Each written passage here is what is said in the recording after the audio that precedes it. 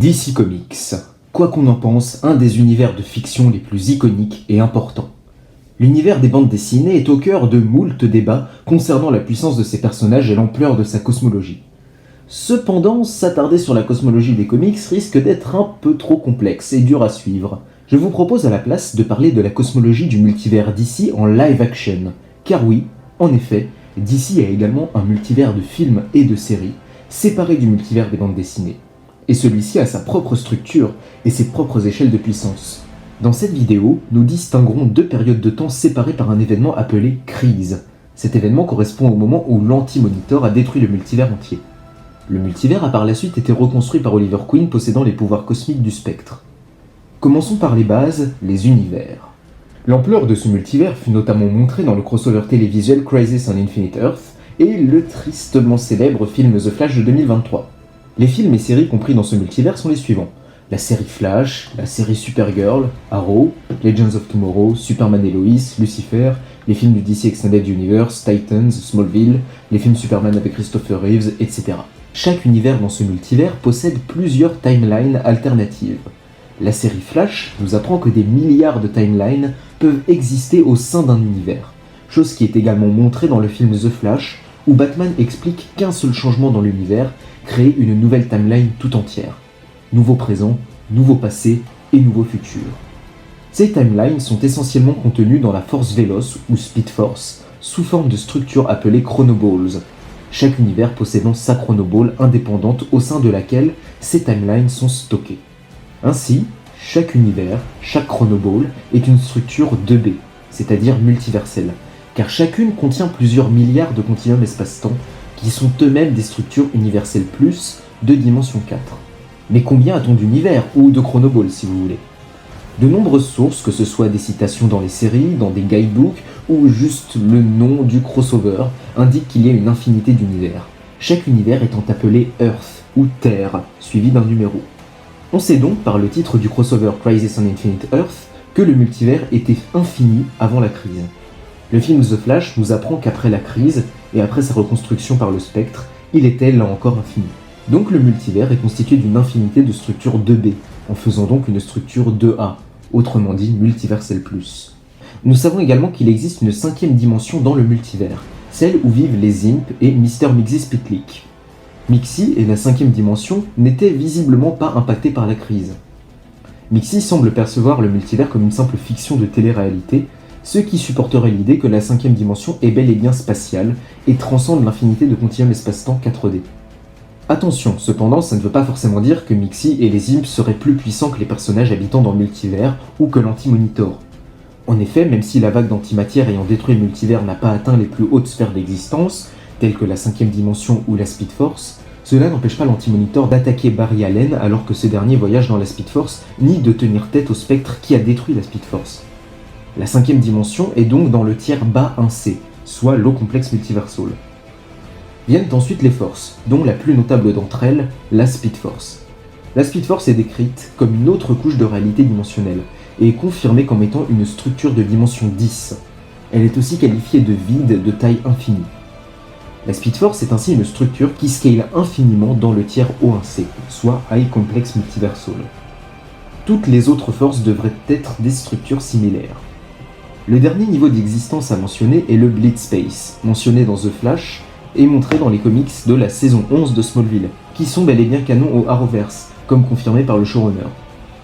Le Bleed Space est montré comme contenant tous les univers, au même titre que la Speed Force. Eobard-Thawne précise cependant que le Bleed Space est au-delà de tout ce qui est imaginable, et sous-entend qu'il s'étend jusqu'au plus haut niveau d'existence. En supposant que le Bleed Space contient toute l'existence, y compris les forces, cela le rendrait 11D. Normal s'il contient des structures 10D de taille infinie. Ce qui est toujours High Complex Multiversal, mais plus haut au sein de ce tiers. Voilà donc l'entièreté de la cosmologie du multivers DC en live action. Si vous voulez une comparaison, l'Arrowverse serait par exemple plus important en taille et en puissance que la cosmologie du MCU ou que la cosmologie Dragon Ball. C'est assez rare en live action d'avoir des cosmologies aussi grosses que celle de l'Arrowverse, même si on peut bien en trouver quelques-unes qui la dépassent très largement. Je pense notamment à Doctor Who ou Twin Peaks. Je vous propose maintenant de faire un petit tour des différents artefacts et êtres cosmiques importants qui scalent à toutes ces structures. Tout d'abord, Dieu.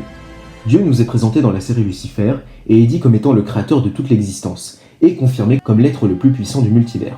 Il existe cependant des armes capables de le blesser, à commencer par l'épée ardente, qui peut tuer n'importe quel être, y compris cosmique, et trancher à travers la réalité. Il est directement dit que Lucifer aurait gagné sa rébellion contre Dieu s'il avait eu l'épée en main. Lucifer, d'ailleurs, est probablement un des personnages les plus puissants de l'Arrowverse. Il est au courant de l'existence du multivers et de la crise, mais s'en fout complètement, faisant même une blague à ce sujet et n'acceptant d'aider Constantine que parce qu'il avait une dette envers lui. Lucifer est donc bien supérieur à l'Anti-Monitor et au Monitor, raillant même leur pouvoir. Crisis on Infinite Earth, se déroulant 5 ans avant sa série, il semblerait que la présence de Lucifer ait protégé son univers de la vague d'antimatière. Pour rendre le tout cohérent, il est dit que Lucifer est le deuxième être le plus puissant du multivers derrière son père. Lucifer et les archanges seraient donc bien au-dessus des forces, des Monitors, ou de Superman de Smallville, qui peut survivre au Blitzspace. L'épée ardente est l'arme la plus puissante dans l'univers 666, dans lequel vit Lucifer. Mais il existe une arme plus puissante encore, l'équation d'antivie. D'après Steppenwolf et Darkseid, il s'agit de l'arme la plus puissante du multivers, et permettra à Darkseid de contrôler l'existence entière. Darkseid est un des êtres avec le plus de connaissances dans le multivers. En effet, dans Smallville saison 11, Clark rencontre Darkseid, qui lui apprend qu'il n'y a qu'un seul et unique Darkseid dans tout le multivers, et que ce sera à jamais le cas. Cela implique donc que le Darkseid que vous voyez dans la Snyder Cut est en réalité le même Darkseid, le même personnage que celui de Smallville, et non une version alternative. C'est important car Darkseid est rentré dans toutes les réalités en même temps grâce à ses avatars, et est craint dans tous les univers. Il devrait donc avoir des connaissances sur les archanges et l'épée ardente. Il a même affronté et vaincu une armée de Monitors, qui utilisait le Blitzspace comme arme de destruction. Et pourtant, il considère l'équation d'antivie comme le pouvoir le plus important à sa portée. Cette équation permettrait à Darkseid de non seulement contrôler la volonté de tout être, mais probablement d'augmenter sa puissance d'attaque de manière considérable, étant donné que dans les scripts de Justice League 2 et 3, il est dit par Lex qu'avec l'équation, Darkseid a le pouvoir de tuer Superman du DCU, ce avec quoi Darkseid est d'accord, alors qu'un film plus tôt il n'osait pas traverser le Boom Tube pour affronter Superman et la Ligue, malgré le fait qu'il soit montré comme pouvant tuer facilement Aquaman avec le trident d'Atlan, ce dernier qui scale au-dessus de toute la Ligue sauf Superman. En bref, dans son état de base, Darkseid ne fait pas le poids contre Superman, alors qu'avec l'équation d'antivie, il peut le tuer, montrant bien que l'équation d'antivie n'est pas qu'un pouvoir de contrôle mental, mais a bien un impact sur la puissance de Darkseid au point de le rendre invincible d'après les mots même du réalisateur. Darkseid sans l'équation est déjà une force impressionnante, capable de gérer les Monitors, mais considérant Superman de Smallville comme insignifiant face à sa puissance, alors que ce Superman a survécu au Blitzspace encore une fois. Viennent ensuite le Spectre, les Monitors et l'Anti-Monitor. Le Spectre a refaçonné le multivers, affectant même la Speed Force. Cependant, il ne semble pas avoir affecté le Blitzspace.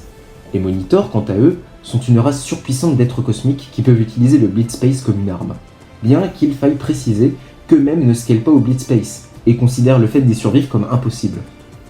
L'Anti-Monitor a détruit le multivers entier avec la vague d'antimatière, et a pu affronter le Spectre en combat singulier. Voilà à peu près les personnages les plus notables du multivers en live action. D'autres personnages ont de très bons accomplissements aussi, comme Barry Allen de la CW, qui peut blesser les forces, ou Dark Flash du DCU, qui a fait s'effondrer le multivers et la fabrique de la réalité dans la Speed Force d'un seul éclair. Mais ça serait beaucoup trop long d'aller explorer tous les accomplissements de chaque personnage dans chaque film et série. Si vous voulez voir des match-up ou des vidéos exclusivement centrées sur certains des personnages du multivers live action de DC, n'hésitez pas à le mentionner. Vous pouvez laisser un commentaire pour donner votre avis sur cette vidéo, sur les arguments proposés, me dire si vous vous attendiez à ce que la reverse soit aussi énorme, ou même si vous vous attendiez à mieux. Sur ce, je vous dis à la prochaine, et rappelez-vous que le savoir, c'est le pouvoir.